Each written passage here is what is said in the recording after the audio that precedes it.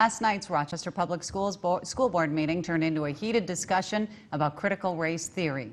It was the new superintendent's first meeting, and more than 50 people opposed to it being taught in K-12 public schools showed up to address this.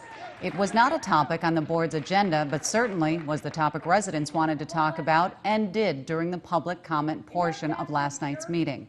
The superintendent talked to us today and says that Rochester Public Schools is committed to equity, but is not integrating critical race theory into any of its classes.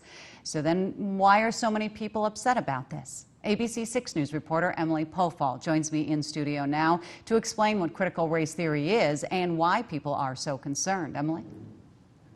People at last night's board meeting were concerned with a variety of topics when it comes to their children's classroom experience, but critical race theory was the most widely discussed. The phrase has become a hot political topic recently. Many people have strong opinions about it. So it's very important how these ideas and these concepts are being framed, because teachers and school leaders are molding students' minds, and we want to make sure that students aren't limited to a narrow and divisive worldview. Concerned parents and residents have been debating bringing critical race theory into schools in the past couple months. But what is this theory? The American Bar Association says that in the simplest terms, critical race theory is the practice of questioning the role of race and racism in society. It started in the legal field and then spread to high-level academics. Some Democrats in the federal government want a simpler form of this theory to be taught in schools. Republicans widely discourage this idea. Community leaders against critical race theory told ABC 6 that it does not encourage unity. We do have racist people in this country, but the country is no longer systemically racist. People also believe that even though the theory is not explicitly taught in classrooms right now, it still influences what teachers are saying. A lot of these critical race theory inspired efforts aren't labeled critical race theory.